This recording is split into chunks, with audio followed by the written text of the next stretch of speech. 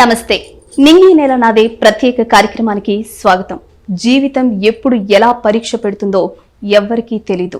కొంతమంది మహిళల జీవితంలో కన్నీళ్లు, కష్టాలు ఓ భాగంగా మారిపోతాయి. భర్త పక్షవాతం బారిన పడడం, ఆర్థిక పరిస్థితులు దిగజారడంతో అండగా ఉండాల్సిన వారు దూరం పెట్టారు. పిల్లల భవిష్యత్తు అగమ్య గోచరంగా మారిపోయింది. అయితే ఆ బాధలను ఆత్మస్థైర్యంతో ఎదుర్కొని ధైర్యంగా ముందుకు వెళ్లారు ఆమె. అంది వచ్చిన అవకాశాలను సద్వినియోగం చేసుకుంటూ ఆమె ఎంతో ఎత్తుకు ఎదిగారు. ఆదర్శవంతమైన జీవితం ఇప్పుడు గడుపుతున్నారు.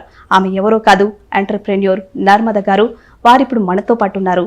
వారితో మాట్లాడదాం, మరిన్ని విషయాలను తెలుసుకుందాం. నమస్తే నర్మద గారు. నమస్తే. బాగున్నారా? బాగున్నామండి. అసలు మీ నేటివ్ ప్లేస్ ఏంటి? మీరు ఏం చదువుకున్నారు? ఎక్కడ చదువుకున్నారు? నా నేటివ్ ప్లేస్ వచ్చేసి గోదావరికని ఎన్టీపీసీ రామగుండం మండల్. చదువుకున్నది వచ్చేసి అమ్మ వాళ్ళ ఊరు సుల్తానాబాద్లో చదువుకున్నాము. అక్కడే 10th వరకు complete. 10th after marriage. Okay, 10th అయిపోగానే పెళ్లి చేసేసారు. అంటే స్టడీస్ లో అంతవరకు మిమ్మల్ని ముందుకు తీసుకెళ్ళలేదా మీ పేరెంట్స్? ఎగ్జామ్స్, మ్యారేజ్ అలా అయిపోయింది. ఓకే, సో అంటే మీకు చదువుకోవాలని అనిపించలేదా?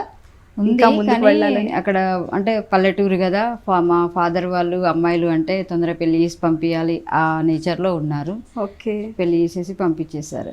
ఓకే, సో చాలా చిన్న ఏజ్ లోనే మీరు పెళ్లి చేసుకున్నారు. ఆ పెళ్లి లైఫ్ ఎలా ఉండింది? మొదట్లో మీరు చాలా చిన్న ఏజ్ లో పెళ్లి చేసుకున్నారు. భయం భయం అంటే ఆడుకునే పాడుకునే ఏజ్ అది. భయం భయంగా ఉంటుంది. ఎలాంటి ఇష్యూస్ మీరు ఫేస్ చేశారు ఆ టైంలో? చాలా ఫేస్ చేశాను. 15 yearsలో మ్యారేజ్. నాకంటే అసలు అప్పుడు ఏమీ తెలియదు. అత్తగారింటికి వెళ్ళాక అసలు ఏం పని చేయాలి అనేది కూడా నాకు అంతా తెలియదు. ప్రాబ్లమ్స్ చాలా ఎదుర్కొన్నా. ఓకే, సో మీ భర్త అనారోగ్యం బారిన పడ్డారు అని తెలియగానే మీరు ఎలాంటి ఆందోళనకు గురయ్యారు? కొంచెం బిజినెస్లో లాస్ అవ్వగానే టెన్షన్ ఎక్కువగా తీసుకునేసరికి అలా పక్షవాతం వచ్చేసింది. ఓకే, అప్పుడు మా చిన్నమ్మాయి 6th క్లాస్ చదువుతుంది. ఇక అసలు నాకు అప్పటి వరకు కూడా బయటకు వెళ్ళి వర్క్ చేయడము ఇదంతా కొంచెం తెలియదు నాకు అసలు. అవును, ఏం చేయాలో అర్థం కాలేదు. అసలు ఎవరి సపోర్ట్ తీసుకోవాలి, ఏం చేయాలి అనేది అర్థం కాలేదు. అక్కడ మామూలుగా అసలు పిల్లల్ని ఎలా చదవాలి, తనని హాస్పిటల్ చూపించడం కానీ చాలా భయపడ్డాను అప్పుడు ప్రతి విషయంలో. అంటే మీ భర్తకి ఇలాంటి అనారోగ్యం వచ్చినప్పుడు ఎవరి సపోర్ట్ మీకు లభించింది? అంటే మీరు ఒంటరిగా పోరాడారా? మీ అమ్మ వాళ్ళు కానీ, లేదంటే మీ అమ్మ వాళ్ళ సైడు, అత్తగారింటి సైడు, ఫ్రెండ్స్, ఇలా మీకు ఎవరు సహాయపడారు? సపోర్టింగ్ అత్తగారి సైడ్ నుండి ఏమీ రాలేదు. నాకు ఒక బ్రదర్ ఉంటారు, తను వచ్చేసి సపోర్ట్ చేశారు హాస్పిటల్ తీసుకెళ్ళడానికైనా కూడా. మా సిస్టర్ 2 అమ్మాయిలతో ఉంటుంది, బావాల పడిపోయి ఉన్నాడు అని చెప్పేసి మా ఇంటికి రావడం చూసుకోవడం అనేది బ్రదర్ సపోర్ట్ చేశారు. ఆర్థికంగా మీరు ఎలాంటి ఇబ్బందులు ఎదుర్కొన్నారు? ఆర్థికంగా అంటే 0 స్టేజ్గా అసలు మనీ అనేది అప్పటికి కొలాప్స్ అయి ఉన్నాం కాబట్టి అప్పుడే మళ్ళీ 0 స్టేజ్ నుండి స్టార్ట్ చేయాలి. తన వర్క్ చేయలేడు, ఆర్థికంగా ఎవ్వరూ సపోర్ట్ చేయలే. నాకు నేనే ధైర్యం తెచ్చుకొని, నాకు కొంచెం అంటే అక్కడ మున్సిపల్ దాంట్లో ఒక పీపీటీసీ ట్రైనింగ్ ఇస్తున్నారు. నాది 10th చదువు అనేది, పెద్దగా చదువుకోలే కాబట్టి నాకు వేరే జాబ్స్ వస్తాయని కూడా హోప్ లేదు. పీపీటీసీ ట్రైనింగ్ ఇచ్చి స్కూల్లో టీచర్గా అలా జాబ్ వాళ్ళే ఇప్పిస్తారు అనేది తెలిసాక అప్లికేషన్ పెట్టి వెళ్ళాను. 3 months ట్రైనింగ్ తీసుకున్నాను ఈ సమ్మర్లోనే. ట్రైనింగ్ కంప్లీట్ అయిపోయాక వాళ్ళే ఒక స్కూల్లో నాకు టీచర్గా జాయిన్ చేశారు. అది 1000 rupees ఫస్ట్ శాలరీ. ఆ 1000 rupeesతో స్టార్ట్ అయింది లైఫ్.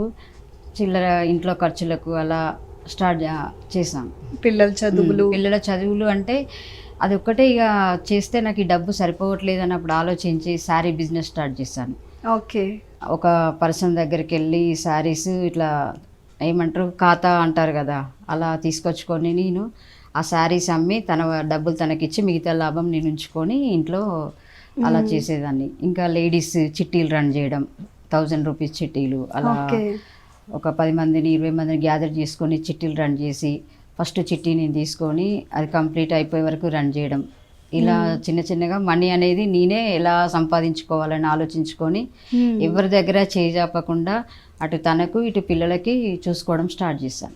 చాలా గ్రేట్ అండి. అసలు ఇలాంటి సందర్భాల్లో మనకి విమర్శించే వాళ్ళు ఎక్కువ అవుతూ ఉంటారు. అలాంటి విమర్శలను మీరు ఎదుర్కొన్నారా? మీరు ఫీల్ అయ్యారు? ఎదుర్కొన్నాను. ఎక్కువ శాతం జెంట్స్ సపోర్ట్ తీసుకునేసరికి కొన్ని రూమర్స్ చాలా వచ్చాయి నా మీదకి. అవన్నీ పట్టించుకోలేదు. అవి పట్టించుకుంటే నేను ముందుకెళ్ళలేను అనేది అయితే నాకు అర్థమైపోయింది. పట్టించుకోకుండా నేనే బాధపడేదాన్ని. మళ్ళీ నాకు నేనే ధైర్యం తెచ్చుకొని ఇవన్నీ వినకూడదు అనుకుని ఇట్లా ఈ చెవిని ఆ చెవిని వదిలేసి ముందుకెళ్ళిపోయేదాన్ని. గ్రేట్ అండి. అంటే ఈ పిల్లల చదువుల విషయంలో కానీ ఇక మీకు సలహాలు ఇచ్చేవాళ్ళు, ఈ విషయాలు మీకు ఇంతమంది శారీ బిజినెస్ అన్నారు, చిట్టీలు వేశానన్నారు, మీకు సలహాలు ఎవరైనా ఇచ్చారా? మీరే ఓన్గా ఆలోచించి ఇలాంటి నిర్ణయాలు తీసుకున్నారా? అంటే మా హస్బెండ్ బిజినెస్ మ్యాన్ కదా, చూసేదాన్ని తన ఐడియాస్, కొంచెం తను చేసేది అట్లా చూసేదాన్ని. సలహాలంటూ ఎవరు ఇయ్యలేదు. నాకు నేనే ఏం చేస్తే డబ్బులు వస్తుంది అనేది థింకింగ్ బాగా చేసేదాన్ని. ఆ బిజినెస్ ఐడియాస్ కూడా తన దగ్గర నుండి వచ్చినాయి. ఓకే, సో హస్బెండ్ దగ్గర నుండి వచ్చినాయి. దీన్ని బట్టి 10th ఇంటర్ అలానే ఏం లేదు, ఆడవాళ్ళు తలుచుకుంటే ఏదైనా చేయగలుగుతారు, ఏదైనా చేయొచ్చు. అంటే దృఢ సంకల్పం అనేది ఉండాలి. వచ్చినప్పుడు ధైర్యంగా ఉండాలి. ప్లస్ ఏం చేయాలో మనం కరెక్ట్ వేలో ఆలోచించుకొని చేస్తే మాత్రం సక్సెస్ అవుతాం. ఎప్పుడు ఒకరి కింద చేజాపామనుకోండి, వాళ్ళకు మనం చిన్న చూపుగా మారిపోతాం. ఒకనొక టైంలో మనల్ని వాళ్ళు ఒక రకంగా చూస్తారు. చేజాపి అడుక్కోవడం స్టార్ట్ చేయడం కానీ, మనీ విషయంలో కానీ ఏ విషయంలో హెల్ప్ తీసుకోకపోయేదాన్ని అసలు. ఓకే, బ్రదర్ హాస్పిటల్ తీసుకెళ్ళడానికి అలా సపోర్టింగ్ అయితే బ్రదర్ది తీసుకునేది. వాళ్ళది కూడా తక్కువ, అమ్మ వాళ్ళని కూడా తక్కువ హెల్ప్ తీసుకునేదాన్ని. భర్త అలా పక్షవాతం బారిన పడి మంచాన ఉన్నప్పుడు అది చాలా బాధాకరమైన విషయం. అలాంటిది ఆయన ఎన్ని రోజులు అలా మంచం మీద ఉన్నారు, ఆయనకి సేవలు చేశారు మీరు? అలాంటి సమయంలో మీకు ఎలాంటి సపోర్ట్ వచ్చింది? 12 years వరకు తను ఉన్నారు మంచాలు. ఓకే, 12 years వరకు అసలు ఏమీ తను వర్క్ చేయలేని పరిస్థితి. 12 years వరకు తనకు చూసుకుంటూ డైలీ ఇక్కడికి ఆఫీస్కి రావడము, పిల్లల్ని చూసుకోవడం అన్నీ ఫేస్ చేసాం. ఒక నైట్ ఒక 4 hours అంతే పడుకునేదాన్ని. ఓకే, ఎక్కువ వర్క్ల మీదే ఉండేదాన్ని. వర్క్ మీదే ఎక్కువ ఉండేవాళ్ళు. ఇంట్లో హస్బెండ్ ని మేనేజ్ చేసుకుంటూ పిల్లల్ని కాలేజీలో జాయిన్ చేయడం కానీ, వాళ్ళకి ఫీజులు కట్టడానికి అన్నిటికీ నేనే చూసుకునేదాన్ని కాబట్టి ఓకే ఎక్కువ వర్క్ లోనే ఉండేదాన్ని. ఆయన అలాగా ఎన్నేళ్ల వరకు మంచం మీద ఉన్నారు? ఆ తర్వాత ఏం జరిగింది? 12 సంవత్సరాలు ఉన్నారు. తర్వాత ఇంకా హెల్తీగా బాగా సిక్ అయిపోయి చనిపోయారు. ఓకే, 3 years అవుతుంది ఇప్పుడు చనిపోయి. సో అలా ఆ తర్వాత కుటుంబాన్ని పోషించుకోవడానికి మీరు ఏ జాబులతో మొదలు పెట్టారు, ఏమేం చేశారు? నేను అక్కడ శారీ బిజినెస్, చిట్టీలు రన్ చేయడం, ఆర్పీగా చేయడం, గ్రూప్ల మీద బుక్స్ రాస్తే ఇట్లా చేయడం, అట్లా 2000 శాలరీ అవి వచ్చేది. పిల్లలను చదివించుకున్న టైంలో పెద్ద అమ్మాయికి ఇక్కడ మల్లారెడ్డి కాలేజీలో సీట్ వచ్చింది బీటెక్, చిన్న అమ్మాయి కూడా కోటి ఉమెన్స్లో సీట్ వచ్చింది. 2 అమ్మాయిలని హాస్టల్లో ఉంచడము నాకు కొంచెం అది భయంగా ఉండేది అన్నట్టు. హైదరాబాద్ అంటేనే ఒక ఫియర్ ఉండేది. నేను ఇక్కడ ఉండి ఈ వర్క్స్ చేసే బదులు అక్కడికే వెళ్ళి చేయడం బెటర్ కదా పిల్లలతో పాటు అందరం కలిసి ఉండి అని ఇక్కడ షిఫ్ట్ అయిపోయాం హైదరాబాద్కి. మా హస్బెండ్ తీసుకొని ఇక్కడ షిఫ్ట్ అయిపోయి KLM షాపింగ్ మాల్లో జాయిన్ అయ్యాను ఫస్ట్. ఓకే, అక్కడ నాకు శారీ బిజినెస్ వచ్చు కాబట్టి షాపింగ్ మాల్లో జాయిన్ అయ్యి అది కంటిన్యూ అది చేసుకుంటూ ఎగ్జిక్యూటివ్ గా చేసేవాళ్ళ, ఫ్యాన్సీ శారీ సెక్షన్ లో చేసేదాన్ని. అది చేసుకుంటూ ఇటు మళ్ళీ అక్కడ ఉన్న చిట్టీలను ఇక్కడ ఉండి కూడా రన్ చేసుకునేదాన్ని. ఫోన్లో కలెక్షన్ చేయడం కానీ, వాళ్ళకి ఇవ్వడం కానీ అన్నీ ఫోన్లో చేసుకొని అలా ఉన్న క్రమంలో నాకు సంపంగి రవిచారి సార్ పరిచయం అయ్యి ఇందులోకి తీసుకొచ్చారు. సో బిజినెస్ అంటే ముఖ్యంగా కొన్ని మెళకువలు, కొన్ని ప్రొఫెషనల్గా చేయాల్సినవి ఉంటాయి. దానికోసం మీరు ఏమైనా ప్రత్యేకంగా ట్రైనింగ్ తీసుకున్నారా? ట్రైనింగ్ అంటూ ఏం తీసుకోలే. ఎలా అంటే మా హస్బెండ్ అట్లా బిజినెస్ మ్యాన్ కాబట్టి తనది కొంచెం చూశాను, ఎలా సేల్స్ చేసేవాడు. మాది ఏంటంటే స్టీల్ బౌల్ షాప్ అన్నట్టు. అందులో వచ్చే కస్టమర్స్తో ఎలా మాట్లాడేవారు, ఎలా సేల్ చేసేవారు, అవి కొంచెం చూసి నేను కూడా ఇలా చేస్తే ఓకే అన్నట్టు చేసేదాన్ని. ఇక్కడికి వచ్చాక ఏమైందంటే ఎక్కువ Suresh sir training, Ramesh sir ట్రైనింగ్ల వల్ల ఇంకా ఇక్కడికి వచ్చాక సార్ వాళ్ళ ట్రైనింగ్లో బాగా నేర్చుకున్నారు. ఓకే, సో ఒక డైలాగ్ ఉంటుంది, రవితేజ గారు చెప్తారు, కళ్ళు లేకుండా కాళ్ళు లేకుండా అయినా బ్రతికేయచ్చు, తోడు లేకుండా బ్రతకడం, అందులోనూ ఒక అమ్మాయి బ్రతకడం చాలా కష్టం అని అంటారు. సో ఈ విషయంలో మీకు ఎలా అనిపించింది? ఎవరు లేకుండా బ్రతకడం. తోడు లేకుండా బ్రతకడము అనేది కాదు, కానీ ధైర్యం ఉండాలి. ప్లస్ బ్రతకడానికి ధైర్యం అనేది ఖచ్చితంగా ఉండాలి. ప్రాబ్లమ్స్ రాగానే కుంగిపోకూడదు. ఆడవాళ్ళైనా లేడీస్ అయినా జెంట్స్ అయినా ఎవరైనా ప్రాబ్లమ్స్ వస్తాయి. వచ్చినప్పుడు కొంచెం డీలా పడిపోకుండా వాళ్ళంటూ కొంచెం నిదానంగా ఆలోచించుకొని ఇప్పుడు ఏం చేస్తే ముందుకెళ్తామని ఆలోచించుకొని ధైర్యం కొద్దీ ముందడిగేసామనుకోండి బెటర్, సక్సెస్ అవుతాం. ఓకే, మీ లైఫ్ని దగ్గరుండి కళ్ళారా చూసిన వాళ్ళంతా కూడా ఏమంటూ ఉంటారు మిమ్మల్ని? నా చిన్నప్పటి ఫ్రెండ్స్ ఉన్నారు, వాళ్ళైతే గ్రేట్, నువ్వు అసలు ఏమైపోతావో, ఆల్మోస్ట్ చాలామంది నాకు వచ్చిన ప్రాబ్లమ్స్కి నువ్వు చనిపోతావు అని అన్నారు నన్ను. అసలు ఫేస్ చేయలేవు, నువ్వు చనిపోతావు అన్న ఉన్నారు ఆ ప్రాబ్లమ్స్కి. కానీ ఇప్పుడు వాళ్ళు చూసి నన్ను గ్రేట్గా ఫీల్ అవుతారు. మొన్న రీసెంట్గా నాకు మాది కంపెనీ యానివర్సరీలో నా ఏవి చూసేసి అందరూ షాక్ అయ్యారు అన్నట్టు. నాకు మెసేజెస్, ఫోన్ కాల్ చేసి నర్మదా నువ్వు గ్రేట్, అసలు నువ్వు చదువుకున్న 10th, నీకు చిన్నప్పుడే మీ డాడీ ఇట్లా మ్యారేజ్ చేసి అన్ని కష్టాలు పడుకుంటానైనా ఇప్పుడు పిల్లల్ని నువ్వు ఒక రేంజ్లో ఉన్నావు, మాకు నువ్వు ఇట్లా ఆదర్శంగా నిలబడ్డావి అని చెప్పేసి కాల్ చేసి మాట్లాడుతూ ఉంటారు. రిలేషన్లో అయితే మేము నీకు ఎలాంటి హెల్ప్ చేయలేదే, నువ్వు 0 స్టేజ్లో ఉన్నప్పుడు, కానీ ఇప్పుడు నువ్వు మాకు హెల్ప్ చేసే స్టేజ్లో ఉన్నావు అని చెప్పేసి వాళ్ళు నిన్ను చూసి మేము ప్రౌడ్గా ఫీల్ అవుతున్నామని చెప్పేసి మాట్లాడతారు. నర్మద గారు, మీరు కష్టాల్లో ఉండేటప్పుడు మీకు ఎవరు సపోర్ట్గా ఉండుండరు, ఎంతోమంది విమర్శించి కూడా ఉండుంటారు. మీరు ఇప్పుడు ఇంత సక్సెస్ చూసిన తర్వాత వాళ్ళ నుంచి ఎలాంటి రెస్పాన్స్ ఉంది? వాళ్ళ నుండి రెస్పాన్స్ అంటే గర్వంగా ఫీల్ అవుతున్నారు వాళ్ళు నన్ను చూసి. ఇప్పుడు అప్పుడు ఇంత కష్టపడ్డది ఎవరం హెల్ప్ చేయలేదు తనకు, ఇప్పుడు మనకు హెల్ప్ చేసే పొజిషన్కు తను ఎదిగింది అని చెప్పేసి చాలా గర్వంగా ఫీల్ అవుతున్నారు, ఇన్వైట్ చేస్తున్నారు, హ్యాపీగా ఫీల్ అవుతున్నారు. ఇంతకు ముందు ఇన్వైట్ చేయలేని వాళ్ళందరూ కూడా ఇప్పుడు మిమ్మల్ని ఇన్వైట్ చేస్తున్నారు. ఓకే, సో అంటే చాలామంది మహిళలు ఇలాంటి కష్టాలు పడుంటారు, వాళ్ళంతా తీసుకోకూడని నిర్ణయాలు తీసుకొని ఈ లోకాన్ని వదిలి వెళ్ళిపోవడం, సూసైడ్స్ చేసుకోవడం, ఇలాంటివన్నీ చేస్తూ ఉంటారు. అలాంటి మహిళలకి మీరు ఏం చెప్తారు?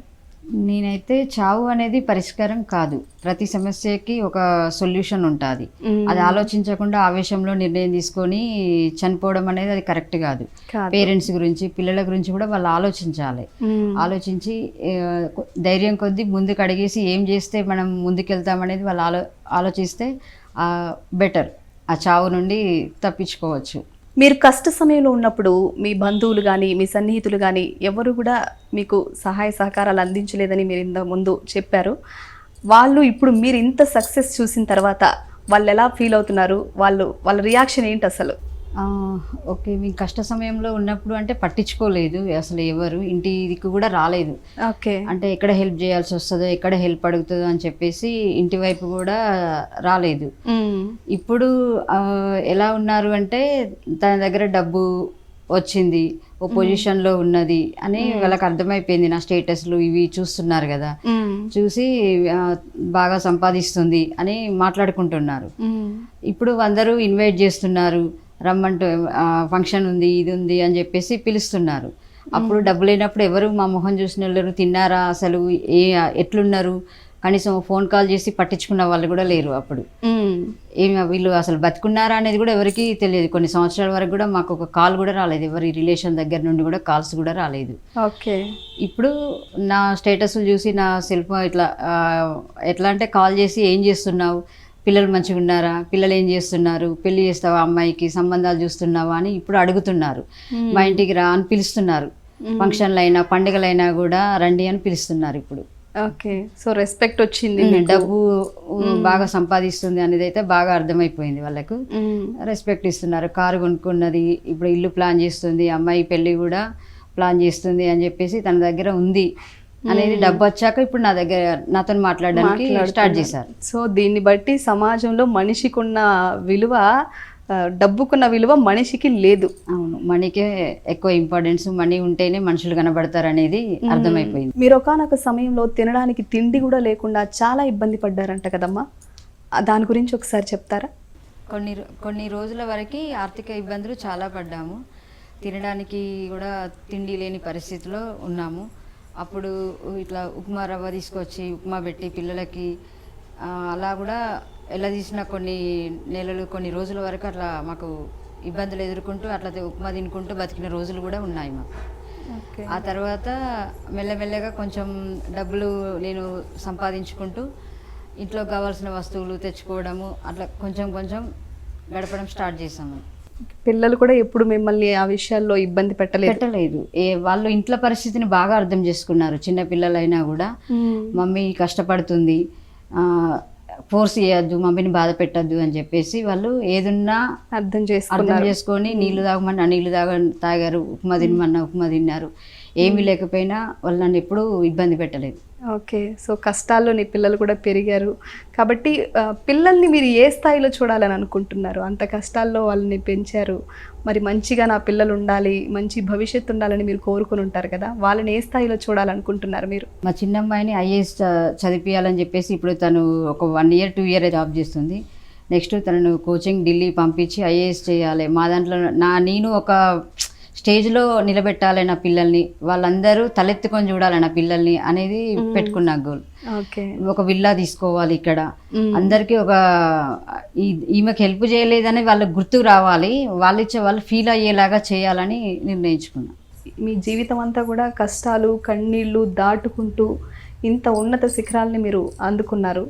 ప్రస్తుతం ప్రెజెంట్ జనరేషన్లో చాలామంది చిన్న చిన్న విషయాలకే తీసుకోకూడని నిర్ణయాలు తీసుకొని సూసైడ్ లాంటివి చేసుకుంటున్నారు.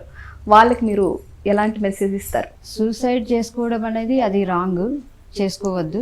సూసైడ్ అనేది ప్రతి సమస్యకి ఒక సొల్యూషన్ ఉంటుంది. ఈ రోజులలో అయితే ప్రతి చిన్న విషయానికి ఏదో ఎక్కువగా ఫీల్ అయిపోయి ఒక డిప్రెషన్లో పోయి సూసైడ్ చేసుకోవడం ఒక ఫ్యాషన్ అయిపోయింది, కానీ అది కరెక్ట్ కాదు అని నా అభిప్రాయం. ఎందుకంటే ప్రతి ప్రాబ్లంకి ఒక సొల్యూషన్ ఉంటుంది. ఆ సొల్యూషన్ గురించి వాళ్ళు ఆలోచించకుండా ఇలాంటి నిర్ణయాలు తీసుకుంటున్నారు తప్ప అది కరెక్ట్ కాదు. చావు అనేది అయితే పరిష్కారం అయితే అసలే కాదు అది. అవును. వాళ్ళకు ప్రాబ్లం ఏంటి, ఆ ప్రాబ్లంని అర్థం చేసుకొని దానికి తగ్గ పరిష్కారం ఏం ఉంటుందో దాన్ని ఆలోచించాలి. అది ఆలోచించకుండా డైరెక్ట్ చావుకి వెళ్ళిపోతున్నారు. నిలబడాలి అంటారు. ఆలోచించాలి ఫస్ట్. వాళ్ళు ఆలోచించి ఇది అసలు ఆ సమస్య చిన్నది, ఒక 10 నిమిషాలు నువ్వు బ్రేక్ తీసుకొని దాని గురించి ఒక ఒంటరిగా ఆలోచించడం స్టార్ట్ చేసావనుకో ఆ చావు అనేది దరిదాపుల్లో కూడా రాదు. ఈ విషయాలని బట్టి మీ పిల్లలకి మీరు ఎలాంటివి నేర్పిస్తూ ఉంటారు, వాళ్ళకి ఏం చెప్తూ ఉంటారు? ఓకే, నేనైతే ఫస్ట్ మా పిల్లలకి వాళ్ళు ఒక ఆడపిల్లలు ఇట్లా ఆడపిల్లలు అని కాకుండా ఒక ధైర్యంగా మగపిల్లలాగా బ్రతకాలనేది అయితే నేర్పించాను. ఓకే. ఫస్ట్ ఏదైనా వర్క్ ఏది అయినా చేయగలుగుతాము అనేది వాళ్ళకు నేర్పించాను. ఇంకా ఏంటంటే ధైర్యంగా ఉండాలి, ఎలాంటి ప్రాబ్లం అయినా. ఇప్పుడు అర్ధరాత్రి ఆడవాళ్ళు నడిచే రోజులు రావాలి అని అంటారు కదా, అలా కూడా నేను ఎప్పుడు భయపడకూడదు అని చెప్పేసి వాళ్ళకు వర్క్ విషయంలో కానీ మనీ పొదుపు విషయంలో కానీ ఎప్పుడు మనీ ఉన్నప్పుడు సేవ్ చేసుకొని లేనప్పుడు వీటిని ఎలా వాడుకోవాలి ఇవన్నీ వాళ్ళకు నేర్పించాను. ఓకే. వాళ్ళకి ఎక్స్ట్రా కల్చరల్ లాగా మార్షల్ ఆర్ట్స్ లాంటివి నేర్పించడం, ఈ జనరేషన్లో పోరాడడం కోసం అలాంటివి ఏమైనా చేశారా? ఎక్స్ట్రా కల్చర్ అంటే అటు వెళ్ళలేదు. చిన్నమ్మాయికి వచ్చేసి క్లాసికల్ డ్యాన్స్ అయితే నేర్పించాను. ఓకే. చదువు పరంగా ధైర్యంగా ఉండడము ఇవైతే నేర్పించాను. ఆడపిల్లలాగా భయపడకుండా బ్రతకకూడదు, ఈ సమాజంలో ఏదైనా నిలబడి పోరాడాలి అనేది అయితే నేర్పించాను. ఓకే. సో ఇవన్నీ చూసినప్పుడు ఏదో ఒక నిమిషంలో ఏదో ఒక క్షణంలో నాకు అవ్వదు ఈ జీవితం, నేను పోరాడలేను అని ఎప్పుడైనా ఫీల్ అయ్యారా? ఫీల్ అయ్యాను. స్టార్టింగ్లో మా హస్బెండ్కి హెల్త్ ప్రాబ్లం వచ్చినప్పుడు, పిల్లలు చిన్నగా ఉన్నప్పుడు అవ్వదు నాతోని అని అనుకున్నాను. నాకు కూడా అనిపించింది అప్పుడు, ఏంటి అసలు ఎట్లా ముందుకెళ్ళాలి, ఇది చేయగలుగుతానా, నేను వీళ్ళని చూసుకోగలుగుతానా, 2 అమ్మాయిలు కదా అని చాలా మంది నన్ను అమ్మాయిలను ఎట్లా సాధుతావు, నువ్వు అమ్మాయిని ఎలా చూసుకోగలుగుతావు, 2 ఆడపిల్లల్ని అని చెప్పేసి కొంచెం నన్ను అంటే నేను డిమోటివ్ అయ్యేలాగా మాట్లాడిన వాళ్ళు కూడా ఉన్నారు నాకు. అప్పుడు అనిపించింది ఎలా అనేది. కానీ ఆ టైంలో కొంచెం మా బ్రదర్ సపోర్ట్ ఉండడం వల్ల చెల్లె అని నువ్వు వర్క్ అనేది నువ్వు చేసుకో, నేను అప్పుడప్పుడు వచ్చి నేను చూస్తూ ఉంటాను అని చెప్పేసి నాకు కొంచెం సపోర్ట్ ఇచ్చారు. అంటే ధైర్యంగా సపోర్ట్ ఇచ్చారు, మనీ పరంగా కాదు, మాట పరంగా మాత్రం సపోర్ట్ ఇచ్చేవాళ్ళు. అలా నేను ఇక ఇది కాదు డెసిషన్ అనేది మార్చుకున్నా.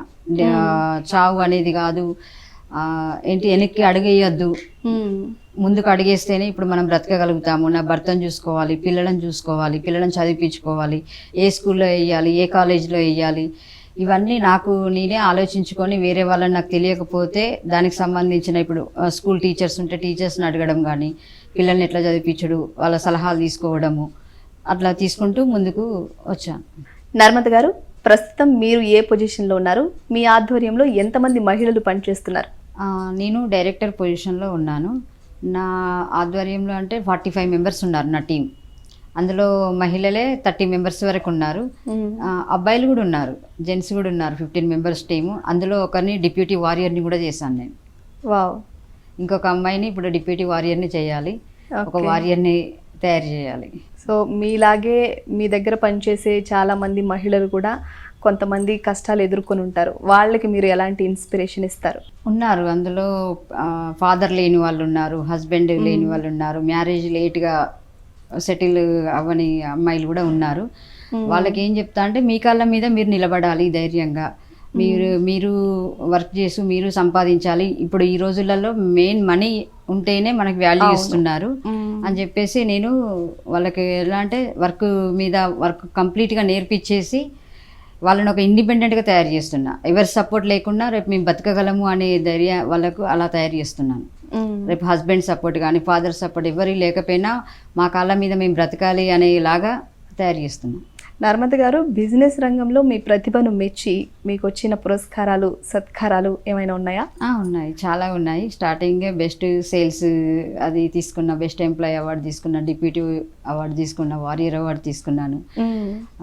ఫస్ట్ అవార్డు అయితే గోవాలో తీసుకున్నా, తర్వాత నెక్స్ట్ బ్యాంకాక్లో తీసుకున్నాను. ఓకే, చాలా ఉన్నాయి అవార్డ్స్. నర్మద గారు, మీరు బిజినెస్లో ఇంత సక్సెస్ చూసారు కదా, మరి ఫారిన్ ట్రిప్స్ ఏమైనా వెళ్తూ ఉంటారా? వెళ్ళాను. స్టార్టింగ్ అంటే నేను అసలు బస్సు ప్రయాణాలే తెలుసు ఎక్కువ శాతం మాకు. పల్లెటూరు అంటే రెడ్ బస్సులు ఉంటాయి, లేదా ఈ ప్యాసింజర్ ట్రైన్లు ఉంటాయి. ఇవి ప్రయాణాలు చేయడం అలవాటు ఉండే అప్పుడు. కానీ ఒక ఇంటర్నేషనల్ ట్రిప్కి వెళ్తా అనేది మాత్రము ఊహించలేదు అసలు. నేను అది కలలో కూడా అనుకోలేదు వెళ్తానని. నా టాలెంట్ని గుర్తించి నాకు అవార్డ్స్ వచ్చాయి, ప్లస్ ఇంటర్నేషనల్ ట్రిప్స్కి అన్నిటికీ ఎలిజిబుల్ అయ్యాను. ఇంటర్నేషనల్ ట్రిప్ ఫస్ట్ ట్రిప్ అది నాది. లైఫ్లో నేను ఒక పాస్పోర్ట్ తీసుకుంటాను, ఇలా ట్రిప్కి వెళ్తాను అనేది మాత్రం అది ఇక్కడే సాధ్యమైంది. సో ఆల్రెడీ మీరు సక్సెస్ చూసేశారు, కానీ ఇంకా మీకు లైఫ్లో అంబిషన్ ఏంటి? ఇంకా నేను ఒక 100,000 మంది మహిళలకి నేను వాళ్ళకు ఒక ఆధారం అనేది చూపించాలి. ఓకే, వాళ్ళ కాళ్ళ మీద వాళ్ళు బ్రతికేలాగా చేయాలి. అంటే ఎలాంటి ప్రాబ్లమ్స్ వచ్చినా కూడా తట్టుకొని ఎవరు లేకపోయినా మేము బ్రతికి చూపిస్తామనే ధైర్యాన్ని వాళ్ళకు నేను ఇద్దామని అనుకుంటున్నాను. మీ అంబిషన్స్, మీ కళలన్నీ కూడా నెరవేరాలని వనిత టీవీ మనస్ఫూర్తిగా కోరుకుంటుంది. Thank you madam. Me success స్టోరీని మా వనిత టీవీ ప్రేక్షకుల కోసం చాలా చక్కగా చెప్పారు. మీరు ఇలాగే అంచెలంచెలుగా ఎదుగుతూ ముందుకెళ్లాలని మరొకసారి కోరుకుంటున్నాను. Thank you so much. Thank you. Narmada గారు కష్టాలను ఎదుర్కొని ఎంత గొప్ప జీవితాన్ని, ఆదర్శవంతమైన జీవితాన్ని గడుపుతున్నారో. ఇది ఇవాల్టి నింగి నేల నాదే ప్రత్యేక కార్యక్రమం. మరో కార్యక్రమంలో మళ్ళీ కలుద్దాం. అప్పటి వరకు సెలవు. నమస్తే.